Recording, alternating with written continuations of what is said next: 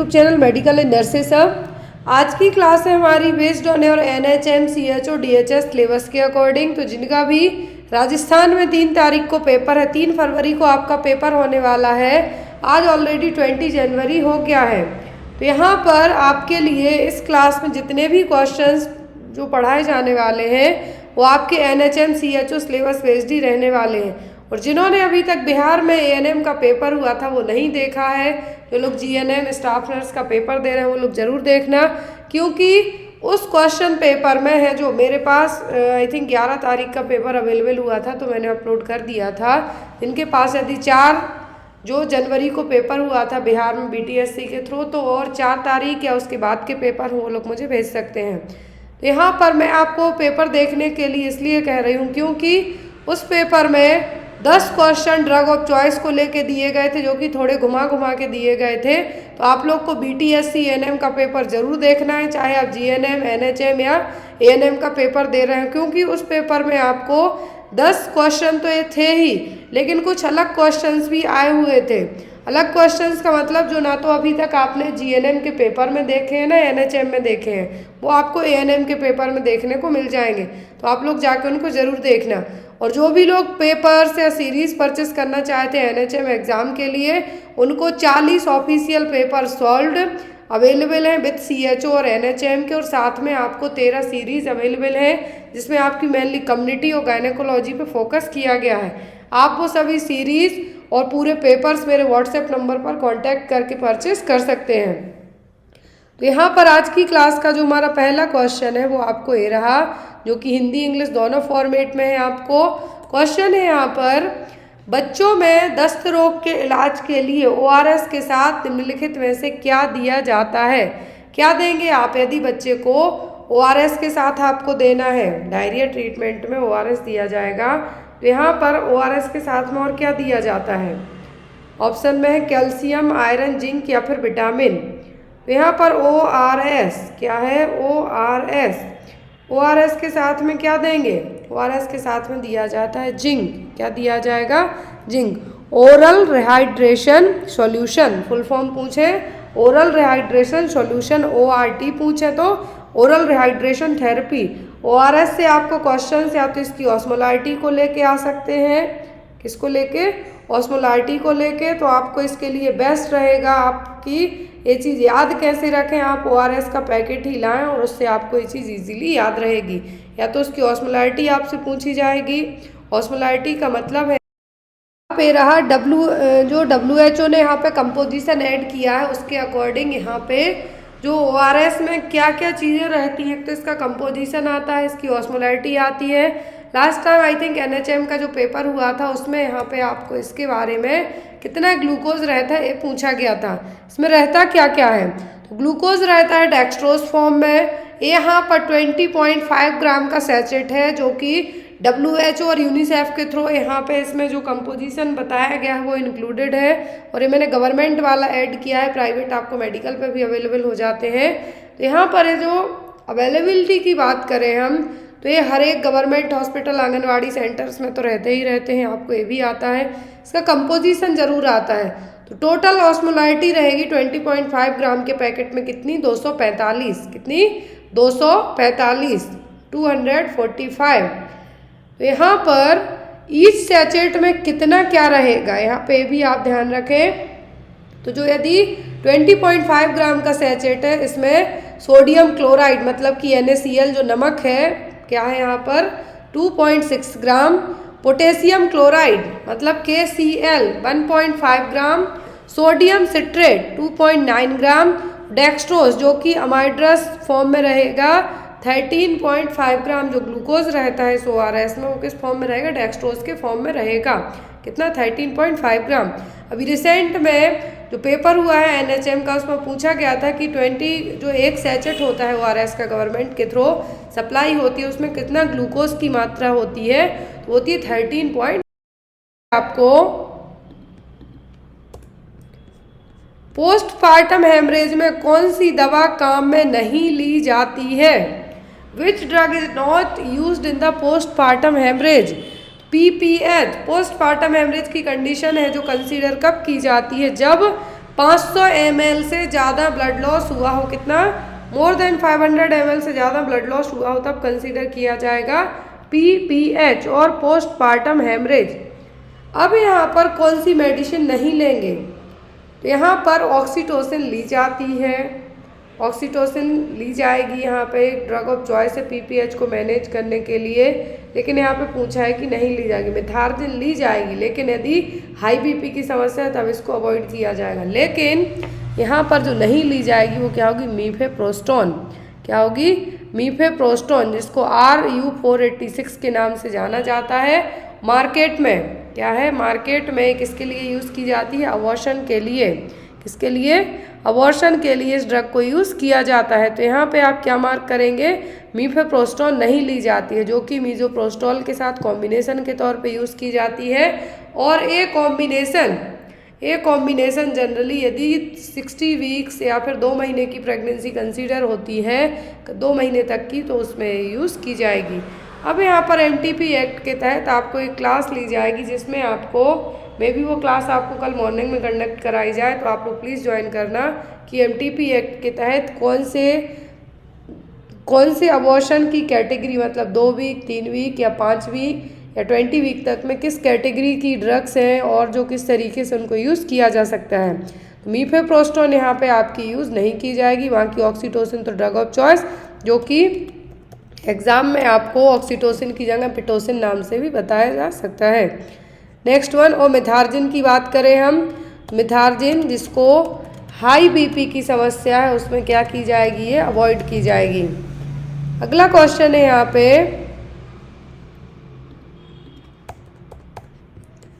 Expected date of delivery पता लगाने के लिए पिछली माहवारी के पहले दिवस से कितने दिन जोड़ने चाहिए। To find out the expected date of delivery, how many days should be added from the first day of the last menstrual period. तो यहाँ पर कितने दिनों को और ऐड किया जाएगा फाइंड आउट करने के लिए एक्सपेक्टेड डेट ऑफ डिलीवरी के लिए, 9 महीने, 9 महीने प्लस 2 दिन, 9 महीने प्लस 7 दिन, या फिर 9 महीने प्लस 14 दिन। तो यहाँ पर ये बहुत ईजी क्वेश्चन है। तो यहाँ पर EDD कैलकुलेट करने के लिए क्या है, EDD कैलकुलेट करने के लिए जो यूज़ किया जाएगा कितना होता है, LMP के पहले दिन से लेके उसमें 9 महीने प्लस 7 दिन ऐड किए जाते हैं। यदि बाई चांस आप अपने डॉक्टर्स के पास नहीं जा पा रहे हैं, या फिर आपको प्रेग्नेंट जो पीरियड मिस हुआ है, आपको डॉक्टर के पास चेकअप के लिए जाना है, बट ऑन दैट टाइम आप अपना EDD भूल गए हैं कि आपको डॉक्टर ने क्या EDD डेट दी थी, तो उसके लिए आप क्या कर सकते हैं, आप अपना LMP है जो लास्ट मेंस्ट्रुअल पीरियड का पहला दिन 5 से 6 दिन चलेगा, तो आपको 6वां दिन नहीं काउंट करना है, पहला दिन काउंट करना है, प्लस उसमें 9 महीने प्लस 7 डेज इंक्लूड करना है, इक्वल टू आपकी एक्सपेक्टेड डेट ऑफ डिलीवरी और EDD है जो निकल के आ जाएगी। अगला क्वेश्चन है, गर्भवती महिला में सामान्य श्वसन दर कितनी होती है। What is the normal respiratory rate in a pregnant women. तो प्रेग्नेंट वूमेन में नॉर्मल रेस्पिरेटरी रेट कितनी होती है, 12 से 16 प्रति मिनट, 18 से 20 प्रति मिनट, 18 से 24 प्रति मिनट, या फिर 20 से 24 प्रति मिनट कितनी होती है गर्भवती महिला में श्वसन दर। तो ये होती है 18 से 20 प्रति मिनट। क्या है, 18 to 20 ब्रीथ पर मिनट, क्योंकि प्रेगनेंसी में थोड़ी क्या हो जाती है, हाई हो जाती है, थोड़ा सा हाई रहेगी। तो यहाँ पर आपकी जो रेस्पिरेटरी रेट है पर मिनट कितना होगा, 18 to 20। अगला क्वेश्चन है यहाँ पे आपको, फीटोस्कोप से फीटल हार्ट साउंड गर्भधारण की कितनी अवधि के बाद सुना जा सकता है। After how many periods of pregnancy can the fetal heart sound be heard from the fetoscope. 2 सप्ताह मतलब 2 वीक, 20 सप्ताह, 24 सप्ताह या फिर 32 सप्ताह, कितने दिनों में है जो ये सुना जा सकता है। जो लोग NHM का पेपर दे रहे हैं CHO का, तो MP, UP, बिहार, राजस्थान और यहाँ पर जो 4 जगह हैं, मान लीजिए 4 स्टेट हैं, छत्तीसगढ़, यहाँ पे पेपर आपका हिंदी इंग्लिश में आता है, दोनों लैंग्वेज में आता है। लेकिन हम बात करें त्रिपुरा, कर्नाटका, केरला और जो अदर मणिपुर साइड है, यहाँ पे पेपर किस लैंग्वेज में होता है, ओनली इंग्लिश में होगा। अब यहाँ पे हम बात करें दी NHM में, तो पंजाब का है जो आपको मे बी पंजाबी में हो सकता है, और यदि गुजरात का बात करें तो गुजराती में होता है। लेकिन वहाँ पर जो गुजरात वाले पेपर होते हैं वो मिक्स्ड होते हैं। स्टाफ नर्स के लिए गुजराती इंग्लिश में होंगे, और जो ओनली ANM MLHP के होते हैं वो ओनली गुजराती लैंग्वेज में किए जाते हैं। तो जो वहाँ की रीजनल लैंग्वेज है उसमें महाराष्ट्र का पेपर मराठी में होता है जनरली, लेकिन इंग्लिश भी यहाँ पे इंक्लूड करके दी जाती है। तो फीटोस्कोप से जो फीटल हार्ट साउंड कितने वीक में सुन सकते हैं, तो ये होता है जनरली 20 वीक में। कितने में? 20 वीक में। एमनियन या फिर एलाइनटोसिस क्या होगा? जो प्लेसेंटा के लिए पोर्शन ऑफ प्लेसेंटा है, जो कि एम्ब्रियो फॉर्म हो रहा है, उसके लिए सबसे ज़्यादा अपना कंट्रीब्यूशन देगा। कौन सा पार्ट होगा, कौन सा हिस्सा होगा प्लेसेंटा का? तो प्लेसेंटा एक तो क्या है, डिस्कॉइड है और टेम्पररी ऑर्गन है जो कि माँ और बच्चे दोनों को कनेक्ट करने का काम करेगा। पूरे न्यूट्रिएंट्स की सप्लाई से लेके गैसेस का एक्सचेंज, एक्सक्रीशन सभी काम क्या करता है? प्लेसेंटा करवाएगा। अब यहाँ पर प्लेसेंटा के यदि वेट की बात करते हैं हम, तो नॉर्मल टर्म प्लेसेंटा का वजन होता है 500 ग्राम, या फिर बेबी के जो वेट है वह आपके बच्चे का वजन है जो उसके 1/6, मतलब बच्चे के वजन का जो 1/6 हिस्सा आप कह सकते हैं, तो उतना क्या रहेगा? प्लेसेंटा का वजन रहेगा। अब प्लेसेंटा का यदि जो साइट है, 2 साइट होती है, एक होती है मैटरनल सरफेस, दूसरी होती है फीटल सरफेस।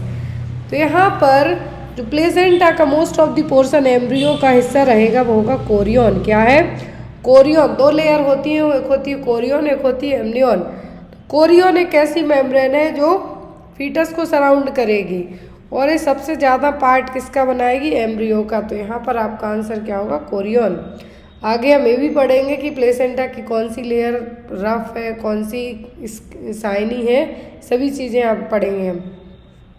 नेक्स्ट क्वेश्चन है आपका, which vessel transport blood rich in oxygen and nutrients to the fetus. देखिए कितना इंटरेस्टिंग सा क्वेश्चन है कि कौन सी वेसल्स है, कौन सी वेसल्स है जो कि ऑक्सीजन और न्यूट्रिएंट्स की सप्लाई करेंगी फीटस के लिए। Ductus arteriosus, ductus venosus, umbilical when या फिर अम्बिलिकल आर्टरी। ये सभी पार्ट हैं किसके? जो प्लेसेंटा हो गया, और जो आर्टरियोसिस है तो ये बेबी का जो बिफोर बर्थ जो फीटस सर्कुलेशन के सभी ऑर्गन है, ductus venosus, umbilical vein, umbilical artery. तो यहाँ पे कहा गया है कि कौन है जो सबसे ज़्यादा रिच ऑक्सीजन और न्यूट्रिएंट्स की सप्लाई करेगा बच्चे के लिए, तो वो होगी अम्बिलिकल वेन। क्या होगा? Umbilical when. टोटल 3 वेसल्स होती हैं, अम्बिलिकल वेन और अम्बिलिकल आर्टरी। तो यहाँ पर जो ऑक्सीजन रिच सप्लाई करेगी वो क्या होगी? अम्बिलिकल वेन, और जो डीऑक्सीजनेटेड की सप्लाई होगी वो करेगी अम्बिलिकल आर्टरी, और ऑक्सीजनेटेड क्या होगी? Umbilical when. नेक्स्ट है यहाँ पर the period immediately after birth to 4 weeks of age is called. बच्चे के जन्म होने के बाद से लेके 4 हफ्ते तक का जो पीरियड है वो क्या कहलाएगा? चाइल्ड, एडोलेसेंट, इन्फेंसी या फिर न्यूनेटल। तो ये कौन सा पीरियड कहलाएगा? बच्चे के जन्म लेने से लेके 4 हफ्ते तक की जो एज है वो चाइल्ड। तो यहाँ पर चाइल्ड तो आपका 10 साल के बाद में ही कंसीडर 3 साल के बाद में कंसीडर जाएगा आपका। एडोलेसेंट होता है 10 से 19 साल तक के एज ग्रुप को बोलेंगे आप। इन्फेंसी होगा 1 ईयर तक। कितना? 1 ईयर तक। न्यूनेट में भी अर्ली न्यूनेट होते हैं, लेट न्यूनेट होंगे। तो 4 वीक्स जन्म से लेके 4 हफ्ते तक का कहा है, तो क्या कहलाएंगे? न्यूनेट्स। क्या कहलाएंगे? न्यूनेट। तो यहाँ पर आपका आंसर क्या होगा? Neonatal period. जो immediately after birth to 4 weeks तक का पीरियड है क्या कहलाएगा? Neonatal period. Next one is, in which menstrual cycle phase does implantation occurs. तो यहाँ पर इम्प्लांटेशन की बात की जा रही है कि इम्प्लांटेशन कौन सी फेज में होगा मेंस्ट्रुअल साइकिल की? एक होती है सेक्रेटरी फेज, एक होती है ओव्यूलेशन फेज, एक होती है प्रोलिफरेटिव फेज, ल्यूटियल फेज। तो यहाँ पर कौन सी फेज में इम्प्लांटेशन होगा? इम्प्लांटेशन होगा आपका सेक्रेटरी फेज में, जो कि सेकेंड हाफ है मेंस्ट्रुअल साइकिल की। जो सेक्रेटरी फेज है, second half of the menstrual cycle है। इसके बाद होता है ओव्यूलेशन। ओव्यूलेशन में क्या होगा? एग रिलीज होगा। तो यहाँ पे कहा है कि मेंस्ट्रुअल साइकिल की कौन सी फेज में इम्प्लांटेशन होगा? तो जब ओव्यूलेशन होगा, एग रिलीज होगा, तभी तो आपका फर्टिलाइजेशन होगा। आफ्टर फर्टिलाइजेशन इम्प्लांटेशन होगा। तो तो यहाँ पर सेक्रेटरी फेज में इम्प्लांटेशन होने के चांसेस ज़्यादा रहेंगे। किस फेज में इम्प्लांटेशन होने के जो चांसेस है किस फेज में होंगे, सेक्रेटरी। होगा कहाँ पर, तो इम्प्लांटेशन की जो जगह है वो क्या है, वो है यूट्रस। फर्टिलाइजेशन वाला यदि स्पेस पूछे तो वो होगा क्या, फैलोपियन ट्यूब। क्या होगा, फैलोपियन ट्यूब। फर्टिलाइजेशन वाला स्पेस क्या है, फैलोपियन ट्यूब। और इम्प्लांटेशन के लिए क्या है, यूट्रस। लेकिन जब इम्प्लांटेशन यूट्रस में ना होकर सीधा फैलोपियन ट्यूब में ही हो जाए, ओवरी के यहाँ पे हो जाए, सर्विक्स के यहाँ पे हो जाए, तो वो क्या कहलाएगा, वो कहलाता है ट्यूबल प्रेगनेंसी और ectopic pregnancy. Next one, which extra embryonic membrane enclose the embryo in a fluid filled cavity. तो एम्ब्रियोनिक मेम्ब्रेन है, एक एम्ब्रियोनिक मेम्ब्रेन है जो कि एम्ब्रियो को क्या करेगी, क्लोज करेगी और उसमें फ्लूइड भी भरा रहेगा, फ्लूइड फिल्ड कैविटी भी है। तो क्या है, एलांटोसिस, कोरियन, एमनियन या फिर योगशैक। कौन सा एम्ब्रियोनिक मेम्ब्रेन है जो कि एम्ब्रियो को क्लोज तो करेगी ही लेकिन उसमें फ्लूइड भी भरा रहेगा। तो ना तो वो योगशैक है ना ही कोरियन, एक कहलाती है एमनियन, एमनियोटिक सैक जिसको कहेंगे यहाँ पे, वही एमनियन है जो कि एम्ब्रियो को एक तो सबसे पहले बनती है। जब एम्ब्रियो बनेगा सबसे पहले बनेगी और एक कवर भी करेगी और उसमें क्या रहेगा, फ्लूइड रहेगा। उस फ्लूइड का नाम क्या है, एमनियोटिक फ्लूइड। और जो फ्लूइड जहाँ भरा हुआ है वो क्या कहलाएगा, एमनियोटिक सैक। जो फ्लूइड है वो एमनियोटिक फ्लूइड, जहाँ पे भरा हुआ है वो है एमनियोटिक सैक। और जो कवरिंग लेयर है वो क्या कहलाएगी, एमनियन।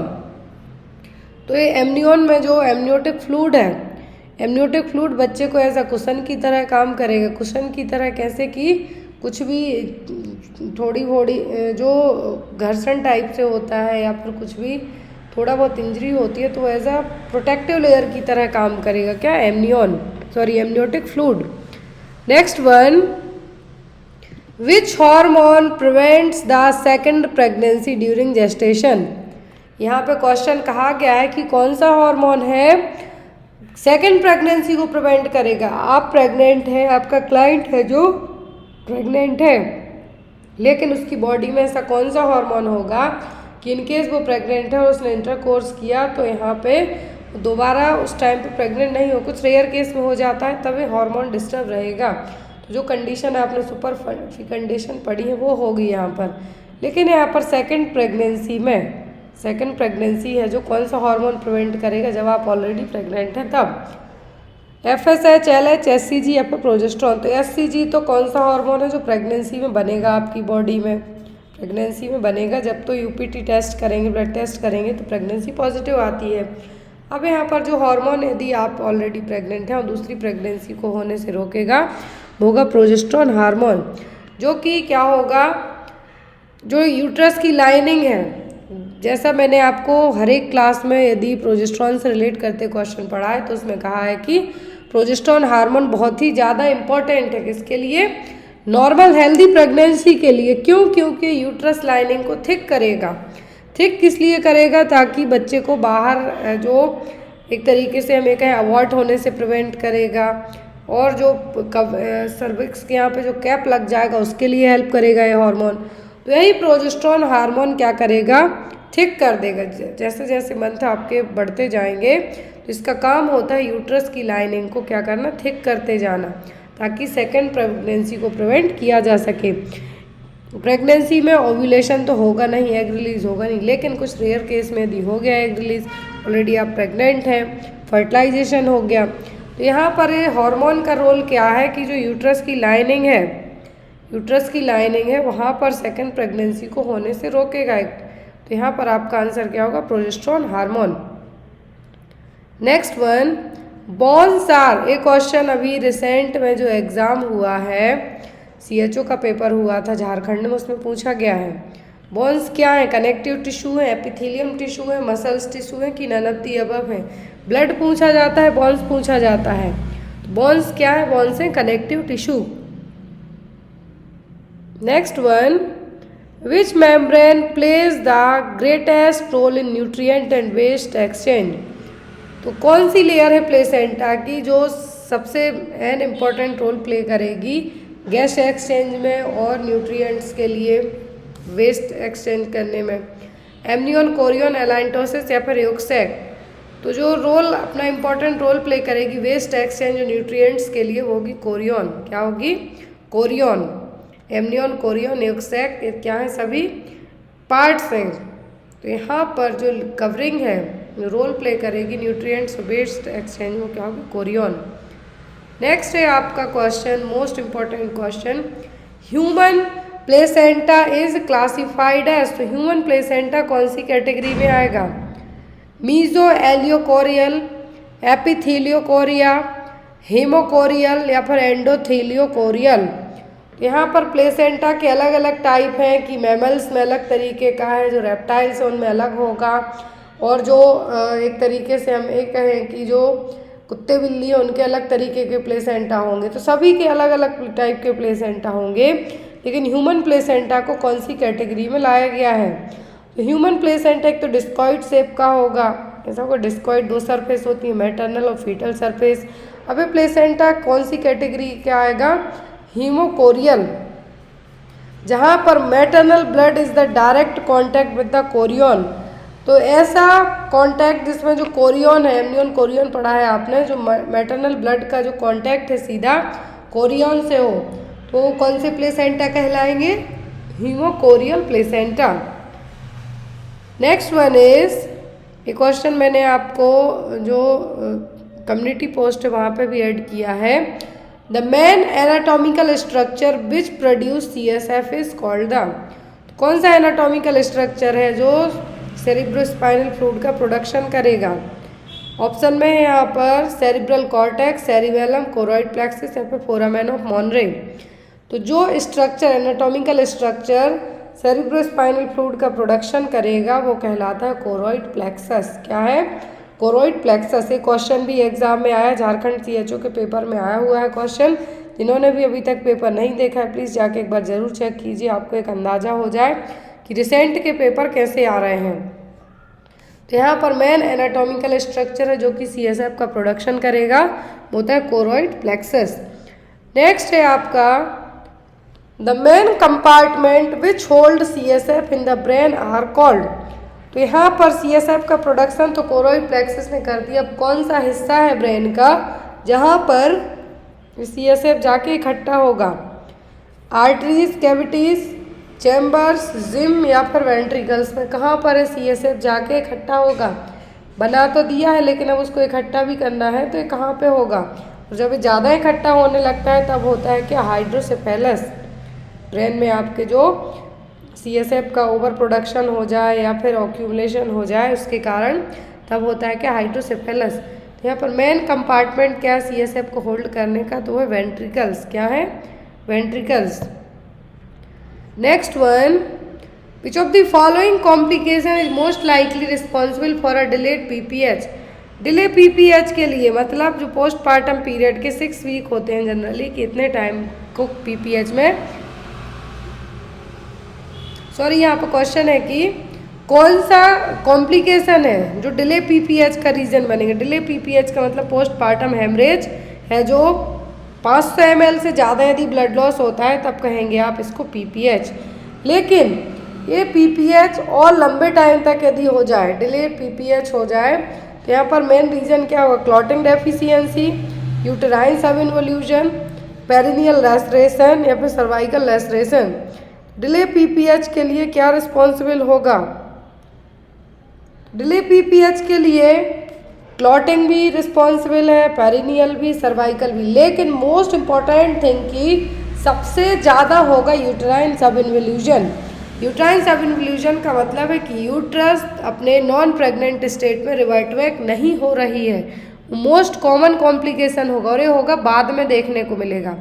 PPH है जो पोस्टपार्टम हेमरेज है, यदि ठीक हो भी गया है, ट्रीट भी आप इसको कर रहे हैं, बट फिर भी जो कॉम्प्लिकेशन होते हैं हर एक चीज़ के कुछ ना कुछ साइड इफेक्ट तरीके से होंगे, तो वो यहाँ पर जो कॉम्प्लिकेटेड थिंग्स बनेगी PPH के बाद, और जो बाद में देखने को मिलेगी, तुरंत नहीं, तुरंत तो लैसरेशन होगा, क्लॉटिंग की प्रॉब्लम भी होगी, बहुत ज़्यादा ब्लीडिंग भी होगी, ब्लड लॉस होगा, लेकिन डिले मतलब कुछ दिनों के बाद जो PPH के बाद जो कॉम्प्लिकेशन डेवलप होगा वो होगा यूट्राइन सब इन्वोल्यूशन, मतलब यूट्रस अपने दोबारा से नॉन प्रेग्नेंट स्टेट में रिवर्ट बैक नहीं हो पाएगी। Next is birth registration is done in India with in how many days. तो जन्म और मृत्यु दोनों एक ही रजिस्ट्रेशन में कंसीडर किए गए हैं। बर्थ और डेथ रजिस्ट्रेशन है जो इंडिया में कितने दिनों के अंदर कराना चाहिए, 21, 22, 17 या 18। ये क्वेश्चन स्टेट लेवल एग्जाम में बहुत आता है कि बर्थ रजिस्ट्रेशन है जो भारत में विद इन 21 डेज के। जो birth and death registration act है, यहाँ पर ये जो एक्ट है कब आया था, 1969 में, 1969 में आया था act. Birth and death registration act है जो कब आया था, 1969 में। और अकॉर्डिंग टू दिस एक्ट है जो विद इन 21 दिनों के अंदर जन्म और मृत्यु का रजिस्ट्रेशन है जो करवा लेना चाहिए। Next question, world heart day celebrated on which day. तो विश्व हृदय दिवस आप कब मनाते हैं, 29 मार्च को, 29 अक्टूबर, 29 सितंबर या फिर 29 दिसंबर को। कब है जो आप वर्ल्ड हार्ट डे के तौर पर सेलिब्रेट करते हैं। विश्व हृदय दिवस आने वाला है अपकमिंग टाइम में, वो है आपका 29 सितंबर। क्या है, 29 सितंबर। आज है आपका national sports day. Major Dhyan Chand का जो बर्थ एनिवर्सरी है, जो हॉकी प्लेयर हैं, लेजेंडरी हॉकी प्लेयर थे, उन्हीं के जन्मदिन के तौर पर आप क्या मनाते हैं, नेशनल स्पोर्ट्स डे। तो यहाँ पर है वर्ल्ड हार्ट डे। हो सकता है आपको स्पोर्ट्स डे भी पूछ लें, तो आज ही है स्पोर्ट्स डे तो आपका 29 अगस्त को। लेकिन जो 29 सितंबर को आप सेलिब्रेट करते हैं वो होता है आपका वर्ल्ड हार्ट डे, विश्व हृदय दिवस, जो कि 29 सितंबर को आप हर साल मनाते हैं। और जो वर्ल्ड लीडर्स की कमेटी है, अकॉर्डिंग टू दैट, कि जो नॉन कम्युनिकेबल डिसीज़, सबसे ज़्यादा नॉन कम्युनिकेबल डिसीज़ के कारण डेथ होती है, उसको 25% तक क्या करना है, आपको कम करना है 2025 तक। 2025 तक है जो हमें क्या करना है, वर्ल्ड से, पूरे विश्व से हार्ट अटैक से, हार्ट से रिलेट करते हुए जितनी भी प्रॉब्लम्स के कारण डेथ होती है उनको हमें क्या करना है, कम करना है। मोस्ट ऑफ दी थिंग आपको याद रखना है कि विश्व हृदय दिवस कब मनाते हैं। Next one, in atherosclerosis artery will be. तो ये भी आपकी नर्सिंग का बहुत ही फेमस क्वेश्चन है कि एथरोस्क्लेरोसिस में आर्टरी कैसी होंगी, थिक होंगी, हार्ड होंगी, इलास्टिक होंगी कि फ्रेजाइल होंगी। एथरोस्क्लेरोसिस में होगा क्या कि आपकी आर्टरी के बीच में है जो दोनों आर्टरी की जो लेयर्स हैं वहाँ पर फैट का डिपोजिशन होगा, लिपिड का डिपोजिशन होगा, जो बैड कोलेस्ट्रॉल है वो वहाँ पे जाके आपका जमा होगा। जब किसी भी पाइपलाइन को ही आप ले लो कि वहाँ पर कोई भी चीज़ जमा होते जाएगी तो कैसे होगी, हार्ड होगी, थिक होगी कि इलास्टिक होगी कि फ्रेजाइल होगी। बहुत ही सिंपल सी बात है, तो वो क्या होगी, हार्ड होगी। तो यहाँ पर सेम है जैसा आर्टरी में भी हो रहा है कि आर्टरीज क्या होंगी, हार्ड होंगी। जो फैट है, कोलेस्ट्रॉल है या फिर बैड कोलेस्ट्रॉल है, वो क्या होगा, आपकी आर्टरीज की लाइनिंग वॉल के यहाँ पे इकट्ठा बिल्डअप होते जाएगा। और जब ये बिल्डअप होते जाएगा तो एक जो सब्सटेंस बनाएगा वो कहलाता है प्लग। प्लग जब लग जाएगा, बहुत ज़्यादा हद तक लग जाता है, तब आते हैं हार्ट अटैक, क्योंकि ब्लड की सप्लाई रुक जाती है। तो यहाँ पर जब ये आर्टरीज में क्या होगा, कुछ भी ब्लॉकेज बनेगा तो आर्टरी आपकी हार्ड ही होगी। Next one, when was the स्वच्छ भारत अभियान वाज लॉन्च्ड। स्वच्छ भारत अभियान कब लॉन्च किया गया था, 2 सितंबर 2014 को, 2 अक्टूबर 2014, 2 नवंबर 2014 फिर 10 दिसंबर 2014। रिसेंट में आपके एग्ज़ाम में आपको जो क्वेश्चंस आ सकते हैं वो है आपके चंद्रयान के बाद जो वर्ल्ड एथलेटिक्स चैम्पियनशिप चल रही बुडापेस्ट में वो आपको आ सकती है, या फिर जो नई अपॉइंटमेंट हुई हैं सेंट्रल गवर्नमेंट में उनमें से क्वेश्चंस आ सकते हैं। तो यदि जीएनएम वाले एग्ज़ाम दे रहे हैं राजस्थान का, तो आप वहाँ की जो मिनिस्ट्री है, कौन कहाँ का मिनिस्टर है वो याद रख लें, वहाँ की फेमस प्लेस क्या है वो याद रखें, एग्ज़ाम में आपको आते हैं। स्वच्छ भारत अभियान की जो लॉन्च किया गया था वो हुआ था 2 अक्टूबर 2014 को। अकॉर्डिंग टू दैट स्वच्छ भारत अभियान के जो हर साल क्लीन सिटी का अवार्ड जा रहा है अभी, हो गया है इस साल भी कहाँ पर, इंदौर में। Next is what is the respiratory rate during the pregnancy. तो प्रेगनेंसी में रेस्पिरेटरी रेट कितनी रहेगी, 20 पर मिनट, 14, 30 या फिर 10 पर मिनट। तो नॉर्मली रहती है 16 से 20। तो यहाँ पर भी वही है कि रेस्पिरेटरी रेट प्रेगनेंसी में कितनी होगी, 20 पर मिनट तक। In adult age what is the first priority. तो यदि एडल्ट एज की बात की जाए तो एडल्ट एज में आपकी फर्स्ट प्रायोरिटी क्या होगी, mental health, career counselling, physical health या फिर iron folic acid supplement.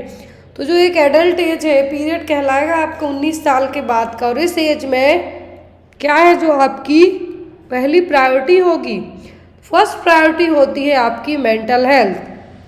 Physical health के अलावा इस एज में मेंटल हेल्थ बहुत ज़्यादा ज़रूरी है, क्योंकि सबसे ज़्यादा जो डिप्रेशन के केसेस होते हैं वो इसी एज में होते हैं, एडल्ट एज में।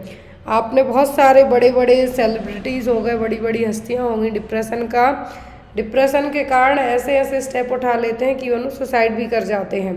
तो इसीलिए मेंटल हेल्थ अवेयरनेस, आपको ये चीज़ और याद रखना है, मेंटल हेल्थ अवेयरनेस है जो बहुत ज़्यादा ज़रूरी क्यों है, इसीलिए तो एक एडल्ट एज में मतलब 19 साल के बाद है जो सबसे ज़्यादा क्या है ज़रूरी, सबसे ज़्यादा ज़रूरी है आपकी मानसिक स्थिति। हर साल मई है जो फर्स्ट मई, या फिर हम ये कह सकते हैं कि पूरे मई के महीने को, जो मई है पूरा मई मंथ क्या किसके तौर पे आप मनाते हैं, मेंटल हेल्थ अवेयरनेस मंथ के तौर पर। क्या है, मेंटल हेल्थ अवेयरनेस मंथ के तौर पर। मेंटल हेल्थ डे की बात करें आप, तो मेंटल हेल्थ डे आप कब मनाते हैं, 10 अक्टूबर को। यहाँ पे मैं ऐड कर देती हूँ मेंटल हेल्थ डे, तो हर साल आप मनाते हैं 10 अक्टूबर को। यदि अवेयरनेस मंथ की बात करें, मेंटल हेल्थ अवेयरनेस मंथ तो पूरा 1 टू 31 मई तक 24 में अब आएगा, 23 तो निकल गया, तो 2024 में आएगा, तो 1 टू 31 मई 2024 तक। और बात करें तो आप कब मनाते हैं, हर साल 10 अक्टूबर को। वर्ल्ड हेल्थ ऑर्गेनाइजेशन के according world mental health day आप हर साल मनाते हैं कब, 10 अक्टूबर को। अभी 2024 की थीम डिसाइड नहीं हुई है, 2023 तक की थीम जो डिसाइड हुई थी वो क्या थी, mental health is a universal human right. क्या था, mental health is a universal right. Next one है यहाँ पर best way to collect blood sample in neonate. तो न्यूनेट्स में ब्लड सैंपल यदि आप कलेक्ट करते हैं तो कहाँ से करेंगे, हील से, हैंड से, नेक के कि बैक से, कौन से एरिया से आप न्यूबॉर्न बेबी में सैंपल कलेक्ट करेंगे, तो जो एरिया होगा वो होगा हील्स। हमेशा आप हॉस्पिटल में जब भी बच्चे डिलीवर होते हैं तो उनकी ब्लड स्क्रीनिंग की जानी होती है कि कौन सा ब्लड ग्रुप है, डायबिटीज़ वगैरह तो नहीं है। सब चीज़ चेक करने के लिए क्या है जो कौन से एरिया से ब्लड सैंपल लिया जाता है, तो वो होता है हील। क्या है, हील। Next is when we can hear the baby's FHS by the fetoscope. Fetal heart sound, baby की जो हार्ट रेट है आप फीटोस्कोप से कब सुन सकते हैं, ऑप्शन में 24 वीक्स, 28 वीक्स, 20 वीक्स या 14 वीक्स। कब है जो आप फीटल हार्ट रेट फीटोस्कोप से सुन सकते हैं, तो होगा 20 वीक्स की एज। कितना, 20 वीक्स। जब बच्चे की एज कितनी हो जाए, 20 वीक का जो जेस्टेशनल पीरियड है तब हो जाए, तब आप फीटोस्कोप की हेल्प से बच्चे की जो फीटल हार्ट साउंड है वो सुन सकते हैं। यहाँ पर आपको बहुत सारे छोटे छोटे, स्पेशली बेबी बर्थ को लेके, चाइल्ड बर्थ को लेके बहुत सारे छोटे शॉर्ट पॉइंट हैं जो शॉर्ट्स में आपको, जो सेकंड शॉर्ट्स चैनल है वहाँ पे बताए जाते हैं कि आपकी यूट्रस का शेप कैसे बदलता है, क्या चीज़ें होती हैं, क्या क्या बेसिक प्रॉब्लम्स होती हैं। तो वो सब चीज़ें सेकंड शॉर्ट्स चैनल है उस पर आपको बताई जाती हैं। प्लीज़ जाके आप लोग विजिट ज़रूर किया कीजिए।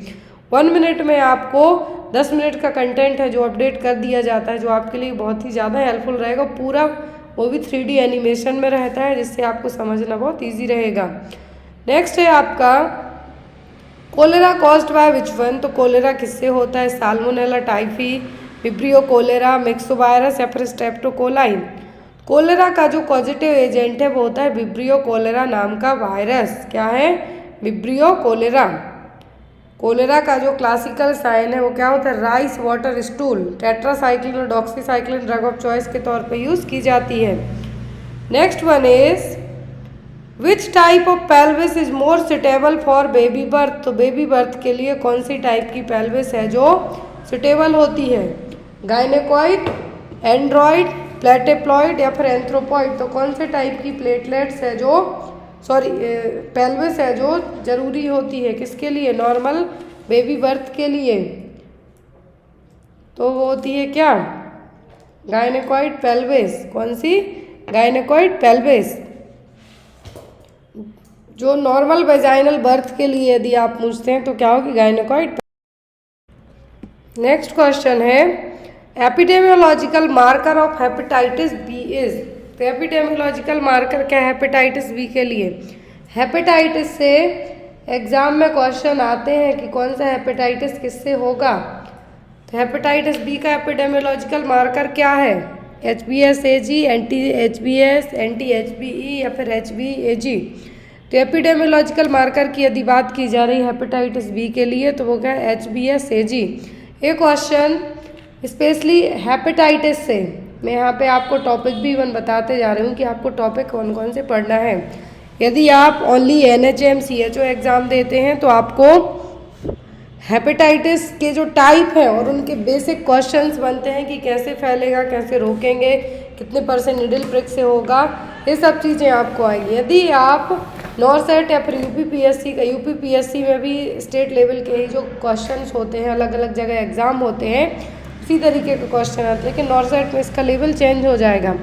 नॉर्सेट में या तो आपको इमेज बेस्ड करके दिखाएंगे, नीडल प्रिक करते हुए दिखा सकते हैं, या फिर ब्लड ट्रांसफ्यूजन के थ्रू दिखा सकते हैं, या फिर जो हेपेटाइटिस फीकोरल रूट से हो रहे हैं उनके जो एज आपको विजुअली दिखाएंगे कि ये कौन सा हेपेटाइटिस है। तो इस तरीके से आपको क्वेश्चंस आ सकते हैं। तो यदि हेपेटाइटिस बी का जो एपिडेमियोलॉजिकल मार्कर पूछते हैं कि यदि लार्ज वे में आपको कम्युनिटी वे में हेपेटाइटिस बी के लिए यदि एक जैसे आपने कैंसर के जो मार्कर पढ़े हैं सेम एज वैसे ही हेपेटाइटिस बी का है, तो वो मार्कर क्या है HBsAg।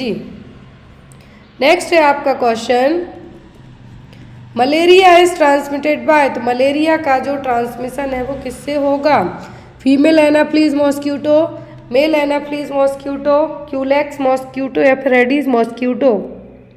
मलेरिया का ट्रांसमिशन होता है फीमेल एनाफ्लीज मॉस्क्यूटो से। अब इसके लिए जो एक आपको बायोलॉजिकल मेथड पूछी जाती है एग्ज़ाम में, आपको आता है बायोलॉजिकल मेथड क्या है, मलेरिया के जो लार्वा हैं उनको मारने के लिए आपको मेडिकेशन पता है, एंटी मलेरियल मेडिकेशन। लेकिन यहाँ पर जो फिश है क्या है, जो फिश है वो कौन सी फिश है जो यूज़ की जाएगी मलेरिया के जो लार्वा हैं उनको, मच्छर हैं एनाफ्लीज मॉस्क्यूटो, उनको मारने के लिए, तो वो कौन सी होगी, गैम्बूजिया फिश। क्या है, गैम्बूजिया फिश, जो कि मॉस्क्यूटो की ब्रीडिंग को स्टॉप करेगी, जो लार्वा है उनको खा जाएगी ताकि ब्रीडिंग ही स्टॉप हो जाए। तो फिश आपको बायोलॉजिकल मेथड पूछी जाती है, तो क्या है गैम्बूजिया फिश। नेक्स्ट इज, और इसी गैम्बूजिया फिश को मॉस्क्यूटो फिश के नाम से भी जाना जाता है। Next one is plague is transmitted bye. Plague है जो किससे ट्रांसमिट होगा, ऑप्शन में है हार्ड टिक, सॉफ्ट टिक, रेड फ्ली या फिर लुइस से।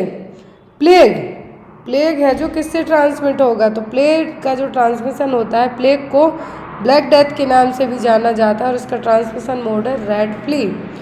जनरली इन्फेक्टेड फ्ली के बाइट करने के कारण होगा, लेकिन जो प्लेग में जो रेड फ्ली है ये अपना रोल कैसे प्ले करेंगी, फ्ली जो चूहे हैं उन पर रहेंगे, जो वही फ्ली आपको आके बाइट करेंगी। यदि चूहा इन्फेक्टेड है तो आपको फैलेगा। वर्ल्ड वार सेकेंड के बाद बहुत ज़्यादा फैला था, इसीलिए इसको ब्लैक डेथ भी घोषित किया गया था। जैसे कोविड को WHO ने पेंडेमिक जो अनाउंस किया था, सेम एज प्लेग को भी ब्लैक डेथ और पेंडेमिक के तौर पे अनाउंस किया जा चुका है। तो इसका जो ट्रांसमिशन है वो क्या होगा, rat flea. Next one is world environment day is celebrated on June 5th to mark the anniversary of the environment on this day 1972। ये क्वेश्चन NHM में आ चुका है, NHM का एक क्वेश्चन है, आ चुका है एग्जाम में, कि जो हर साल आप जून 5 जून को वर्ल्ड एनवायरनमेंट डे मनाते हैं, तो इस दिन किसकी एनिवर्सरी के तौर पर 1972 से मना रहे हैं आप, क्योटो प्रोटोकॉल, मॉन्ट्रियल प्रोटोकॉल के तहत, स्टॉकहोम कॉन्फ्रेंस के तहत या फिर रामसर कन्वेंशन के तहत। तो जो हर साल आप 5 जून को विश्व एनवायरनमेंट दिवस के तौर पे मनाते हैं, जो कि 1972 से मना रहे हैं, तो ये हुई थी उस दिन स्टॉकहोम कॉन्फ्रेंस। क्या है, जैसे आप आज के दिन 29 अगस्त को मेजर ध्यानचंद जी का जन्मदिन था, उसके तौर पे आप क्या मनाते हैं, नेशनल स्पोर्ट्स डे। तो ऐसे ही वर्ल्ड जो एनवायरनमेंट डे है उस दिन जो कॉन्फ्रेंस हुई थी 1972 में, उसी दिन से विश्व एनवायरनमेंट दिवस आप मना रहे हैं। कौन सी कॉन्फ्रेंस थी, Stockholm conference. Next one is the recommended daily energy intake, RDA, यह जो recommended daily energy intake adult pregnant women में कितना होना चाहिए, लेकिन लेडीज क्या कर रही है, हैवी वर्क है। क्वेश्चन ध्यान से देखें, the recommended daily energy intake of an adult pregnant women with the heavy work, यदि लेडी हैवी वर्क करती है तो डेली रिकमेंडेशन क्या होगा, 2100 kilo calorie, 2500 kilo calorie, 3200 kilo calorie या 2900 किलो कैलोरीज, कितना डेली एनर्जी रिकमेंडेशन होगा यदि एक एडल्ट है, प्रेग्नेंट लेडी है, लेकिन वो साथ में हैवी वर्क वाली है। It's depend on the workload कि आप किस तरीके का काम करते हैं, बैठे बैठे खाने वाले हैं या फिर बहुत मेहनत करने वाले हैं। प्रेग्नेंट वूमेन यदि हैवी वर्क वाली है तो उसको डेली जो कैलोरी की ज़रूरत होगी वो कितनी होगी, 3200 किलो कैलोरी, 3200 किलो कैलोरीज। ये देखिए यहाँ पर नॉर्मल जो कैलोरी की ज़रूरत है वो ठीक है। प्रेगनेंसी में यदि बात करें आप कि कितनी कैलोरी एक्स्ट्रा लेना है, 300 किलो कैलोरीज आपको एक्स्ट्रा लेना है। कितना, 300 किलो कैलोरीज आपको एक्स्ट्रा लेना है। लेकिन यदि आप जो हैवी वर्क वाले हैं, क्या हैं, हैवी वर्क वाले हैं, तो यहाँ पे आपकी कैलोरी और ज़्यादा बढ़ जाएगी। यदि आपको एग्ज़ाम में आता है कितना ग्राम प्रोटीन लेना है, कितना फैट लेना है, ये सब चीज़ें, तो यदि लैक्टेशन मदर में पूछें तो 550, कितना, 550 किलो कैलोरीज। यदि आपको यही चीज़ 300 किलो कैलोरीज आप एक्स्ट्रा लेते हैं, लेकिन आपका जो नॉर्मल डेली कितना है, सेडेंट्री लाइफ स्टाइल है, 1875 में आप 300 ऐड कर दें। यदि आप हैवी वर्क वाले हैं तो आपको पहले से ही ज़्यादा लेना है, और आप प्रेग्नेंट हैं तो उसमें आपको 300 और ऐड कर देना है। नेक्स्ट वन, कहने का मतलब है कि आप यदि नॉर्मल प्रेगनेंसी में पूछें तो 300 किलो कैलोरी, क्लियर। यदि आप बिना प्रेगनेंसी के ही पहले से ही हैवी वर्क करते हैं तो आपकी कैलोरी तो ज़्यादा होगी ही एज़ कम्पेयर टू जो बैठे बैठे खाने वाले हैं उनसे। अब यहाँ पर यदि इनकेस आप उसी टाइम प्रेग्नेंट हो जाते हैं या फिर आपका जो क्लाइंट है तो उसको आप कितना कैलोरी बताएंगे कि 300 आपको एक्स्ट्रा लेनी है जितनी कैलोरीज लेते हैं उससे, तो यहाँ पर भी वो इंक्लूड होकर आपका कितना हो जाएगा, ज़्यादा ही आएगा।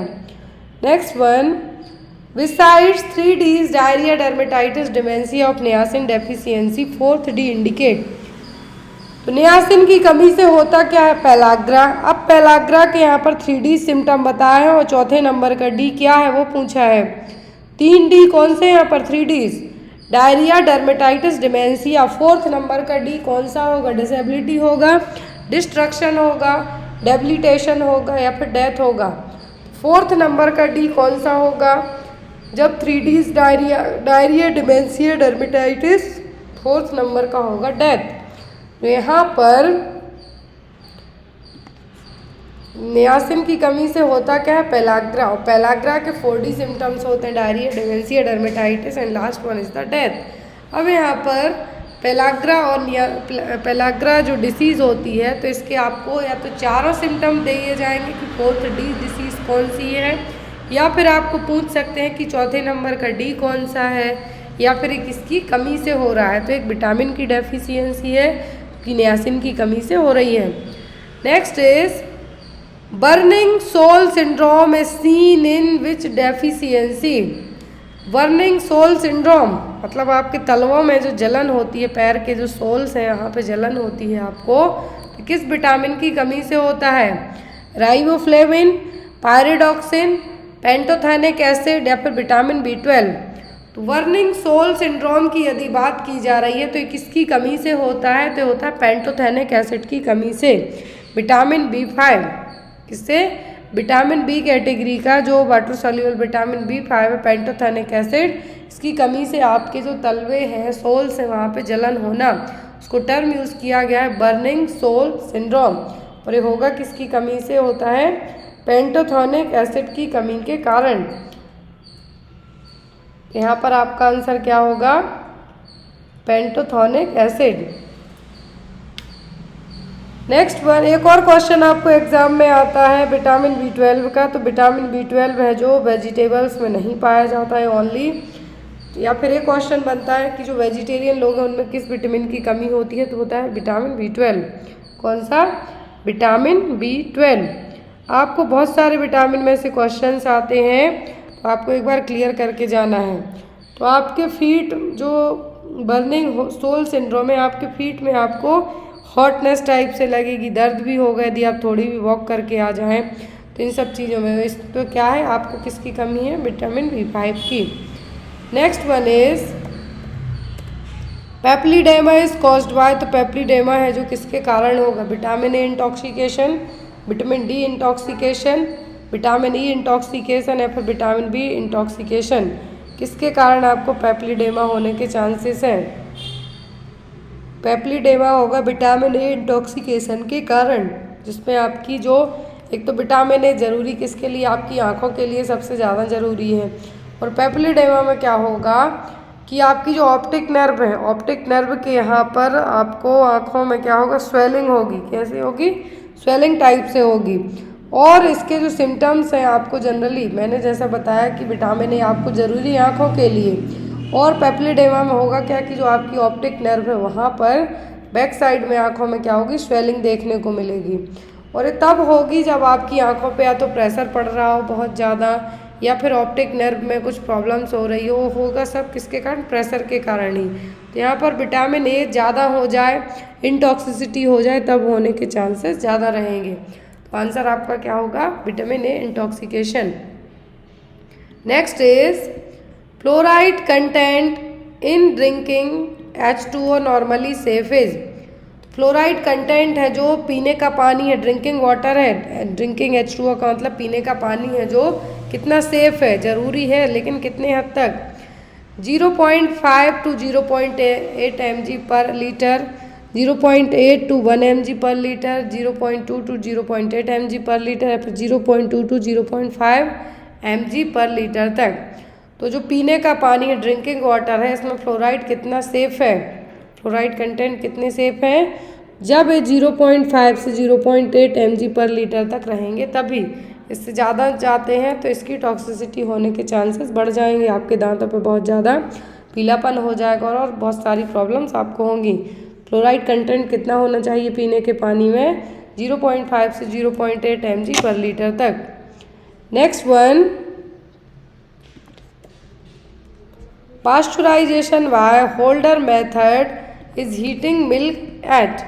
तो पास्चुराइजेशन की मेथड में जो मिल्क है कितने डिग्री तक गर्म किया जाता है? 60 degree Celsius for 45 minute, 65 degree Celsius for 30 minute, 100 Celsius for ISB minute 1 minute तक, या फिर 136 डिग्री सेल्सियस फॉर 15 मिनट तक। तो पास्चुराइजेशन बाय होल्डर मेथड में दूध गर्म किया जाएगा 65 डिग्री सेल्सियस तक 30 मिनट के लिए। कितना? 30 मिनट तक के लिए 65 डिग्री सेल्सियस पर। Next one is lathyrism is due to the consumption of. ये तो आता है क्वेश्चन भाई, CHO में तो बहुत आया है अलग अलग जगह। लेथरिज्म किसको खाने के कारण होगा? रेड ग्राम दाल, मतलब जो मसूर की दाल होती है वो है यहाँ पर रेड ग्राम दाल का मतलब। कंटेमिनेटेड ग्राउंड नट्स, मतलब कि मूंगफली आपकी, बंगाल ग्राम दाल मतलब उड़द की दाल हो गई, या फिर खेसरी दाल। किसको खाने से लेथरिज्म होगा? तो होता है खेसरी दाल को खाने से। किससे? खेसरी दाल को खाने से लेथरिज्म होने के चांसेस रहेंगे। यहाँ पर आपका आंसर क्या होगा? खेसरी दाल। या तो खेसरी दाल एक्सेस खाए आप तब आपको पूछ सकते हैं, या फिर लेथरिज्म किसके खाने से होगा? तो होगा खेसरी दाल के खाने। पेलाग्रा क्या है? Due to pyridoxine deficiency, occurs with diet chiefly on maize, night blindness in a presenting features, या फिर cause high output cardiac failure. Pellagra क्या है? किसके कारण या फिर हो सकता है? तो पेलाग्रा होता है नियासिन की कमी के कारण। नियासिन की कमी के कारण 4D सिम्टम है, हमने आगे पढ़ा है इसको, इसको पहले हमने पढ़ा हुआ है। तो पेलाग्रा में होगा क्या कि आप जब मेजे, एग्जाम में एक और क्वेश्चन है, जैसे लेथरिज्म है आपको कि खेसरी दाल खाने से होता है, वैसे यदि आपकी डाइट में मेजे ज़्यादा है तो आपको पेलाग्रा होने के चांसेस रहेंगे। क्या होगा आपका answer? Occurs with diet chiefly on मेजे। जो मेजे वाली डाइट है यदि आप वो ज़्यादा खाते हैं तो उसके कारण भी आपको पेलाग्रा और नियासिन की कमी के कारण डिसीज़ हो सकती है। तो नियासिन डेफिशिएंसी और विटामिन B3, यहाँ पर आपका आंसर क्या होगा, occurs with diet chiefly on maize. Next one is temporary hardness of water is primary due to the presence of, पानी की हार्डनेस है जो किसके कारण होगी, कैल्शियम मैग्नीशियम सल्फेट के, calcium magnesium chloride, calcium magnesium bicarbonates या फिर कैल्शियम मैग्नीशियम नाइट्रेट्स के कारण। टेम्पररी हार्डनेस ऑफ वाटर का रीज़न क्या है, पानी की जो हार्डनेस है, कहते हैं पानी बहुत हार्ड है, यहाँ का आपकी बकेट्स में वाइट कलर की लेयर चढ़ जाए, कोई बर्तन में उसमें वाइट कलर की लेयर हो जाए साफ़ करने के बाद भी, तो होता है कैल्शियम मैग्नीशियम बाइकार्बोनेट के एक्सेस होने के कारण, कि आपका जो पानी है उसमें बहुत ज़्यादा कैल्शियम और मैग्नीशियम बाइकार्बोनेट है, इसके कारण यहाँ पर क्या होगा, पानी हार्ड होगा। बॉइलिंग के थ्रू इसको आप ठीक कर सकते हैं। Next one, which one of the following method is used for the estimation of chlorine demand of water, पानी में कितनी क्लोरीन की ज़रूरत है आप कैसे पता करेंगे, क्लोरोमीटर से, हॉरोक्स सेपरेटस, वर्क फिल्टर या फिर डबल पॉट मेथड से, कौन सी मेथड से क्लोरीन डिमांड ऑफ वाटर का आप अंदाज़ा लगा सकते हैं, तो होगा हॉरोक्स सेपरेटस। एग्जाम में नॉरसेट में आपको इमेज बनी मिल सकती है हॉरोक्स सेपरेटस की, तो वो क्या है, हॉरोक्स सेपरेटस, जिसके कारण आप पानी में कितनी क्लोरीन की ज़रूरत है, कितनी डिमांड है, उसका अंदाज़ा लगा सकते हैं। Next one is orthotolidine test is use to determine, तो ऑर्थोट्यूलिडिन टेस्ट किसके लिए किया जाता है, nitrates in water, nitrites in water, free and combined chlorine in water या फिर अमोनिया कंटेंट इन वाटर। तो हॉरोक्स सेपरेटस, ऑर्थोट्यूलिडिन टेस्ट सब एग्जाम में आपको आए हुए हैं और इस बार भी आ सकते हैं। तो यहाँ पर जो ऑर्थोट्यूलिडिन टेस्ट है ये किसके लिए किया जाएगा, फ्री और कंबाइंड क्लोरीन का पता करने के लिए, कि पानी में कितना फ्री और कंबाइंड क्लोरीन है उसके लिए। तो आपका आंसर क्या होगा, यदि ऑर्थोट्यूलिडिन टेस्ट पूछे या फिर फ्री और कंबाइंड क्लोरीन के लिए जो टेस्ट किया जाएगा तो क्या होगा orthotolidine test. Next one, scabies an infection of the skin caused by sarcoptes, scabies is an example of. तो स्कैबीज जो बोरोज माइट रहेंगे, बोरोज माइट आपको एग्जाम में आते हैं, तो इसका जो कॉज है वो क्या है, सार्कोप्टीज स्कैबीज ईच माइट इन्फेक्शन है। इसका मेन रीज़न क्या है, तो वाटर वॉश्ड डिसीज़, क्या है, water washed disease. Water washed disease का मतलब ऐसी बीमारी जो आपको पानी के थ्रू भी हो सकती हैं। तो यहाँ पर स्कैबी स्किन इन्फेक्शन है, सार्कोप्टीज स्कैबी के थ्रू होगा, और एक ऐसा एग्जाम्पल हो गया